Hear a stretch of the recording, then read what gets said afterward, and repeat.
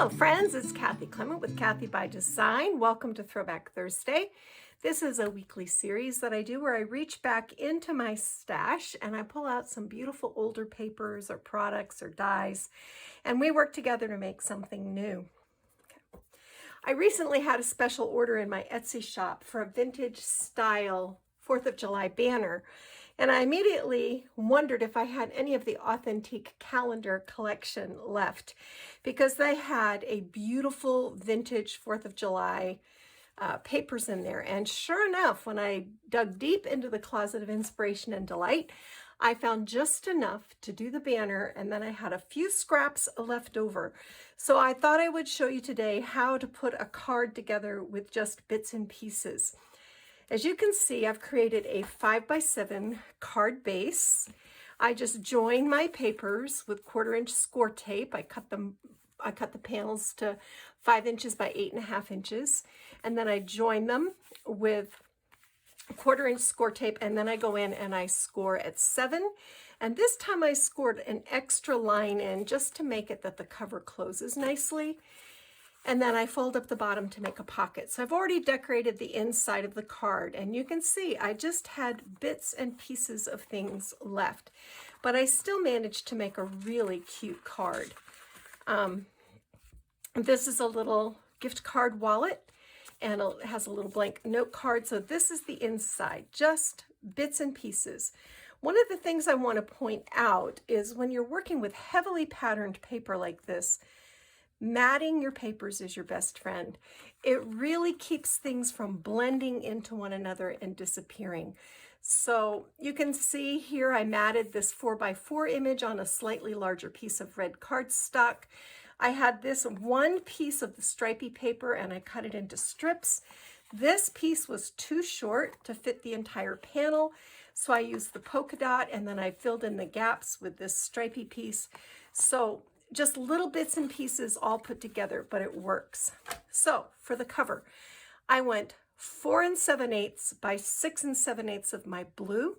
I went, I can't remember now, I want to say I went just over 4.5 by 6.5 for the red panel.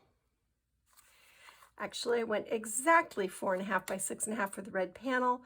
And then I had this 4 3/8 inch piece of the plaid and another piece of the stripe. Again, neither one was big enough to cover the entire card. So I pieced them together and then stitched around it on my sewing machine. And this really helps create a cohesive look. I had one 4x6 pattern panel left. So I matted it on red, stitched around it, and we're going to glue this down on our paper. Just like this.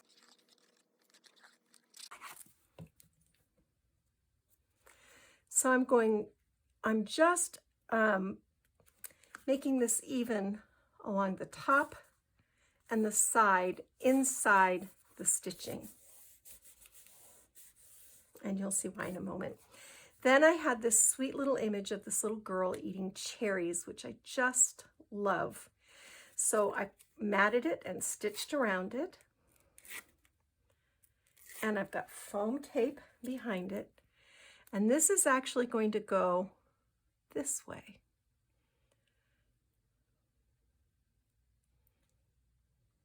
Okay, then I've got all this empty space and I don't have a lot of stuff. What do? Well, a shaker is a great idea. So this is my stitched star die that I use a lot. I use this at Christmas. I use this for Patriotic. It's great for birthdays. I love this die, and I will link it on my blog in the supply list. And what I did was I die cut one star whole, and then I die cut the next size, another one, and put the next smallest size to make a shaker frame.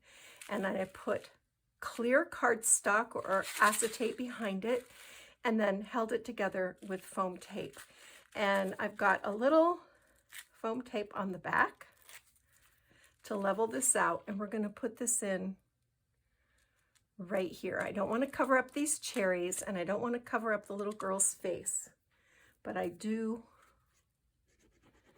want this to kind of be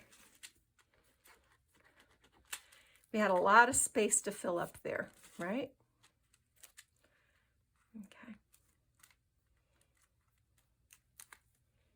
All right, that looks good. Then I pulled out one of my rosette dies, and I die cut this pretty rosette out of a blue gingham that I had in my stash. This is not part of the paper collection, but it worked, so I used it. And I put foam tape on the one side to level this out, and I'm just gluing this down. Right. Sweet. And then on top of the rosette, I've found these little cherry buttons. These you can get from Buttons Galore and more. And these are going to go right here. Super sweet. So now we've filled in all this blank space. I have a couple of postage stamps that, let's see. Yep, we can squeeze those in right there.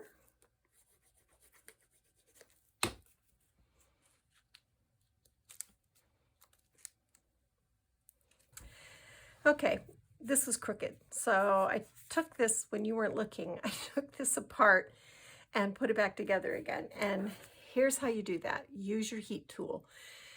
It will often soften the glue just enough that you can lift without doing irreparable damage. So I put it back together again, same as it was, only straight, because crooked really was bothering me.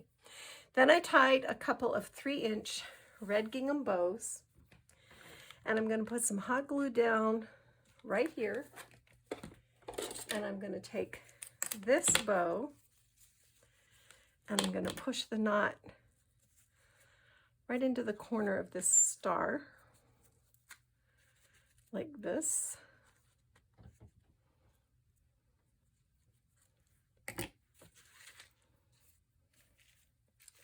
And I'm going to take this bow and I'm going to put hot glue right here under my rosette and then push this bow in with my scissor point right here. Isn't that cute? This has a real old-fashioned 4th of July kind of feel to it. I kind of wanted to use this title, but I like the cherries so much, I think I'm not going to worry about the title.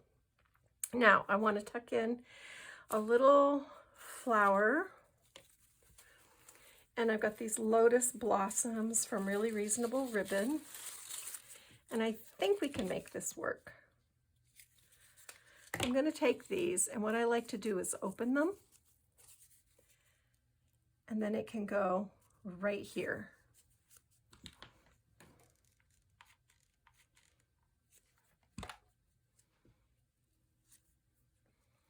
Right on top of that knot. Okay. And then down here, I've got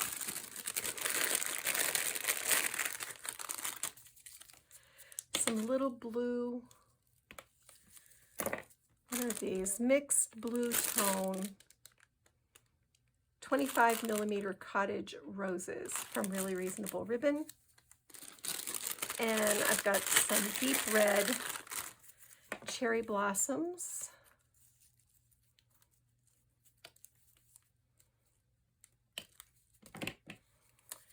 And I'm going to tuck my rose into the center, just like this.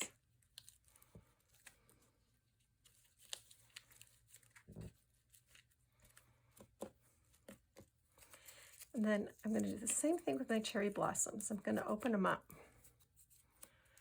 They have the centers really cupped. I'm going to open them like this, and then I'm going to squish them like this. And the reason I opened them first is there's kind of a, they're kind of stiff if you don't, these petals. So I'm just like softening it up, the paper up, so it doesn't tear. And then I can come back and do this.